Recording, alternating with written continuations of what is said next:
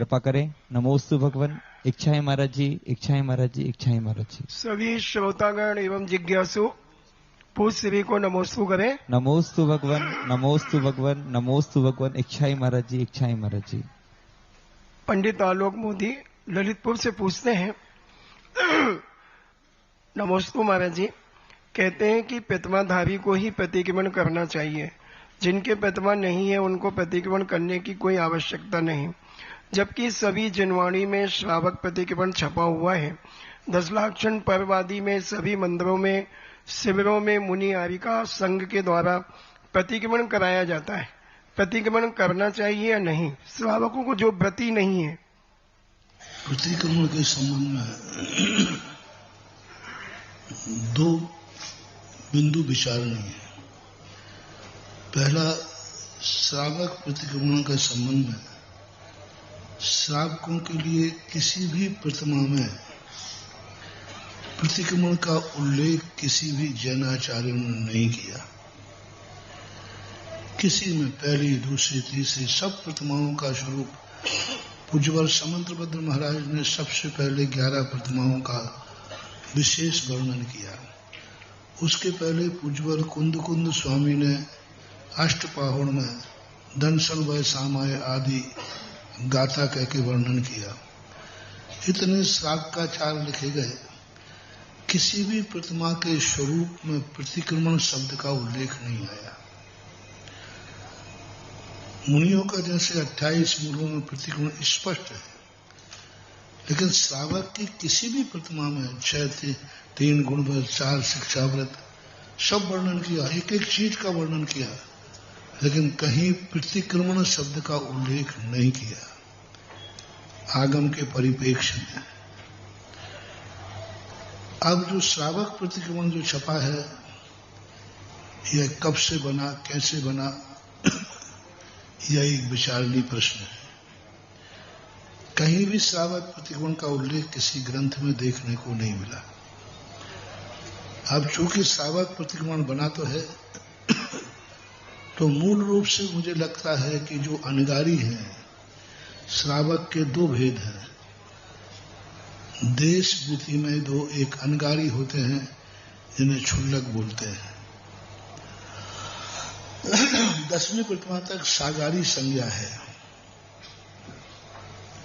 तो जब 11वीं प्रतिमा आएगी तो हो सकता है उनको लक्ष्य में करके प्रतिक्रमण की रचना, क्योंकि पूज्यवर शांति सागर महाराज के पहले कहीं भी श्रावक प्रतिक्रमण का उल्लेख देखने में नहीं आया।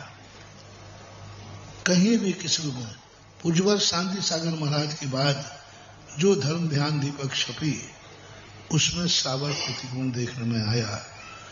अब कहीं किसी पांडुलिपि में हो, वो पूज्यवर शांति सागर महाराज को मिला हो और उसके आधार पर यह स्थिति बनी हो, तो हमारे ज्ञान में नहीं है।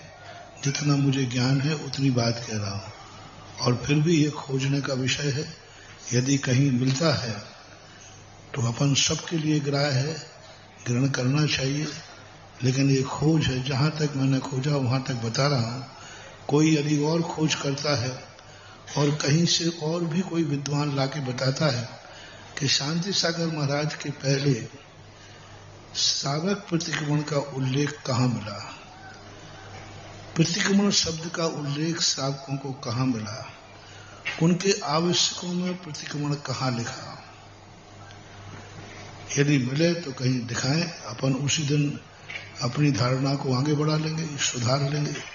अभी तक अब ये हुआ काम आगम और सिद्धांत का।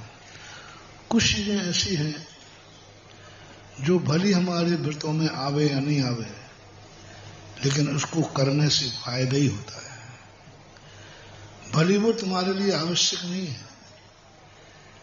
कितने कार्य हैं जो आवश्यक नहीं है, यदि करता है तो उसको बराबर लाभ ही है। अब प्रतिक्रमण करना चाहिए या नहीं करना चाहिए? करना चाहिए, क्योंकि इससे फायदे ही फायदे हैं। की हुई गलती के खेद व्यक्त करना कोई घाटा नहीं है। मान लो किसी से अपन की गलती हो गई, भैया मुझे गलती है, अपनी गलती पर खेद है, इससे कोई नुकसान नहीं है।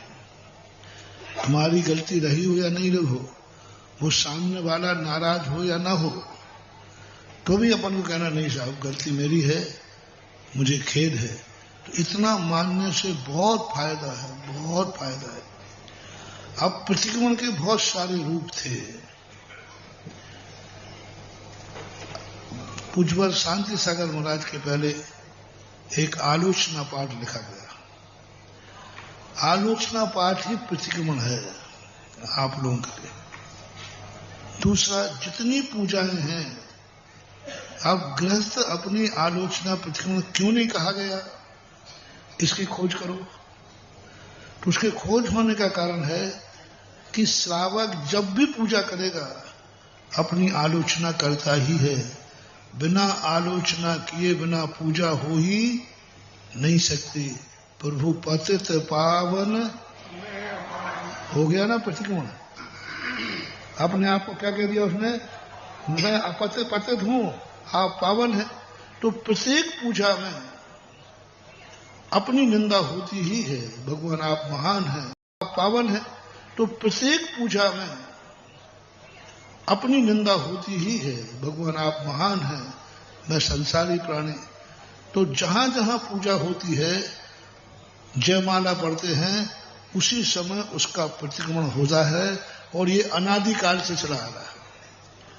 तो श्रावक पूजा में अपनी आलोचना कर देता है, इसलिए संभवतः प्रतिक्रमण का उल्लेख नहीं किया।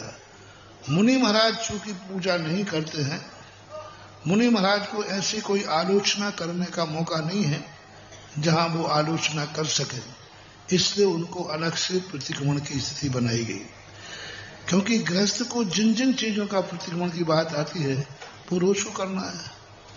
अभी खेती करने गया, जीवों की हिंसा हुई, उसको मालूम है कि सुबह फिर मुझे हल चलाना है। अब शाम को प्रतिक्रमण मांग रहा है, हमसे हल चलाने में कोई गलती हो गई हो तो क्षमा करना। अरे पट्टा काय की क्षमा मांग रहा है, कल फिर चलाना है, परसों फिर करना है। वो छोड़ तो सकता नहीं, उसकी जिंदगी ऐसी है। तो शायद इसलिए नहीं कहा कि गृहस्थ इतना मजबूर है, क्योंकि प्रतिक्रमण उसका किया जाता है जिसका प्रत्याख्यान किया जाता है।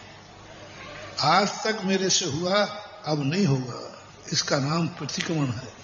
और गृहस्थ ऐसा कर नहीं सकता क्योंकि उसकी मजबूरियां हैं।